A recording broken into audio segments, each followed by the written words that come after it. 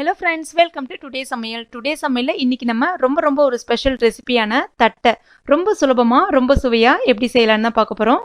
இது வந்து நம்ம டீ டைம் ஸ்நாக்ஸாக குறிப்பாக மழை காலங்களில் சாப்பிட்டிங்கன்னா ரொம்ப சுவையாக இருக்கும்.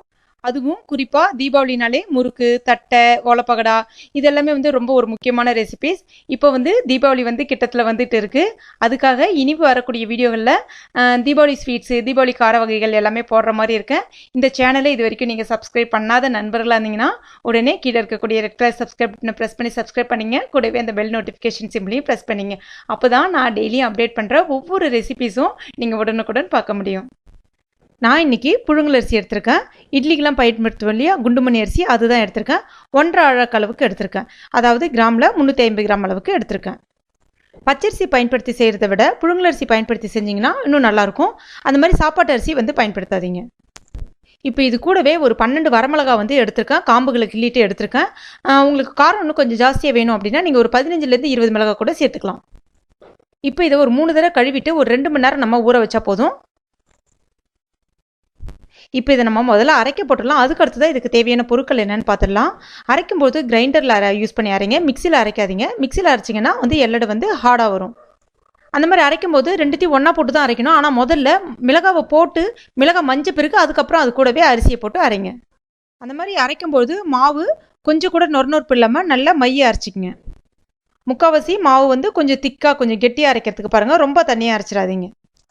அதுக்கடுத்து தான் இன்றைக்கி நான் 1.5 கப் அரிசி எடுத்துருக்கேன். அதுக்கு 3/4 கப் அளவுக்கு பொட்டுக்கடலை மாவு எடுக்கிறேன், அதாவது உடச்ச கடலை மாவு.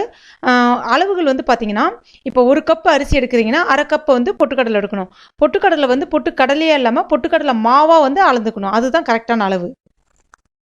அதுக்கடுத்து தான் 2 கொத்து கருவேப்பிலை இலைகள் நல்லா கழுவிட்டு இந்த மாதிரி பொடிசாக வந்து கட் பண்ணி வச்சுக்கோங்க. அப்புறம் அரிசி ஊற வைக்கும் போதே 2 டேபிள் ஸ்பூன் அளவுக்கு கடலைப்பருப்பு எடுத்துருக்கேன், அதையும் ஊற வச்சு எடுத்து வச்சுருக்கேன். அப்புறமா 2 டீஸ்பூன் அளவுக்கு வெள்ளை எள்ளு எடுத்துக்கலாம். அப்புறம் 1 டீஸ்பூன் அளவுக்கு பெருங்காய பொடி. அதுக்கப்புறம் உப்பு வந்து ஒரு 1.5 டீஸ்பூன் அளவுக்கு சேர்த்துக்கலாம். அப்புறம் கொஞ்சமாக வந்து நெய் தேவைப்படும், நெய் இல்லைன்னா பட்டர் தேவைப்படும். அப்புறம் இது பொரிக்கிறதுக்கு தேவையான அளவுக்கு எண்ணெய். இப்போ மாவு வந்து நல்லா மஞ்சி எடுத்து வச்சுருக்கேன். நல்லா பாருங்கள், கொஞ்சம் கூட நொறுநொறுப்பு இல்லாமல் நல்லா மைய அரைச்சி எடுத்து வச்சுருக்கேன். இப்போ இதில் கொஞ்சம் கொஞ்சமாக பொட்டுக்கடலை மாவு வந்து சேர்த்துடலாம்.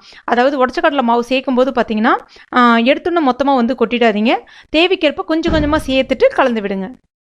இப்போ எல்லா பொட்டுக்கடலை மாவும் சேர்த்த பிறகும் உங்களுக்கு மாவு கொஞ்சம் தண்ணியாக இருக்கிற மாதிரி ஃபீல் பண்ணிங்கன்னா கொஞ்சமாக பொட்டுக்கடலை மாவு சேர்த்துக்கலாம், தாராளமாக சேர்த்துக்கலாம், ஒன்றும் தப்பு இல்லை. எப்பயுமே பொட்டுக்கடலை மாவு அந்த அரிசி மாவோட சட்டுன்னு வந்து கலந்து வராது. அதனால் நல்லா வந்து பிசைஞ்சால் தான் ஒன்றோட ஒன்று நல்லா மிங்கிளாகி வரும். அதுக்கப்புறமா நம்ம இதில் வந்து மற்ற பொருட்கள் வந்து ஒன்று ஒன்றா சேர்த்துக்கலாம்.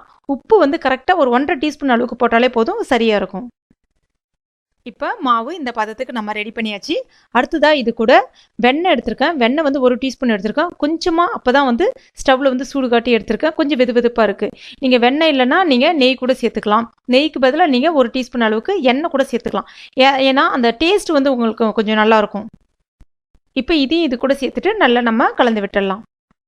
இப்போ மாவு பதம் பார்த்தீங்கன்னா கையில் நீங்கள் உருண்டை பிடிச்சி பார்க்கும்போது கையில் ஒட்டக்கூடாது. கரெக்டாக வந்து பார்த்தீங்கன்னா முறுக்கு மாவு பதத்துக்கு இருக்கணும். இதுதான் வந்து மாவோட பதம். அதுவும் இன்றைக்கி நம்ம குறிப்பாக பார்த்தீங்கன்னா இன்றைக்கி எல்லடையே, அதாவது இந்த தட்டையை வந்து எப்படி சுலபமாக செய்யலாம் தான் மெயினாக பார்க்க போகிறோம். அந்த மாதிரி நம்ம வந்து ஏற்கனவே உருட்டி வச்சுலாம் செய்ய போகிறதில்ல. சைடில் உருட்டிகிட்டே இருக்க போகிறோம், எண்ணெய் சட்டியில் போட்டு எடுத்துகிட்டே இருக்க போகிறோம். ஸோ இது வந்து ரொம்ப சிம்பிள் மெத்தடு.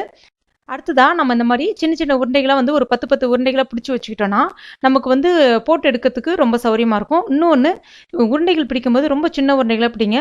பெரிய உருண்டைகளாக பிடிச்சிங்க அப்படின்னா உங்களுக்கு தட்டும் போது ரொம்ப திக்காயிடும். அப்போ வந்து தட்டை போடுறதுக்கு நல்லா இருக்காது, தட்டை சாப்பிட்றதுக்கும் நல்லா இருக்காது.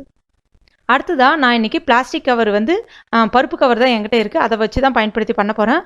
உங்ககிட்ட பெரிய லாங் ஷீட், பெரிய பிளாஸ்டிக் கவர் இருந்துச்சுன்னா நான் சொல்கிற மெத்தடை நீங்கள் அப்படியே ஃபாலோ பண்ணிக்கோங்க. இப்போ இந்த கவரை கட் பண்ணிவிட்டு உள்பகுதியை நான் பயன்படுத்துகிறேன். உள்பகுதியில் கொஞ்சமாக ஃபஸ்ட்டு எண்ணெய் தடவிக்கிறேன்.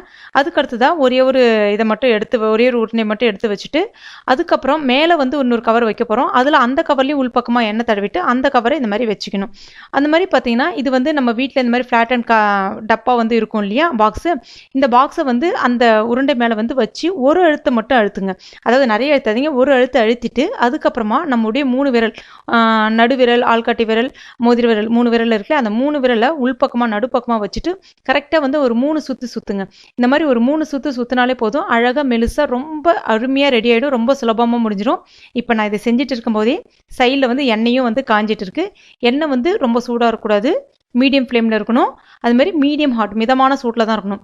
ரொம்ப சூடாக இருந்துச்சுன்னா பட்டுன்னு உடைந்து தீஞ்சு போய்டும், உள்ளே வந்து மாவு வேகாமல் போயிடும், அதுவும் நல்லா இருக்காது. இப்போ நான் ஒன்று ஒன்றா செஞ்சுக்கிட்டே இருக்கேன், சைடில் வந்து ஒன்று ஒன்றா வந்து போட்டுக்கிட்டே இருக்கேன்.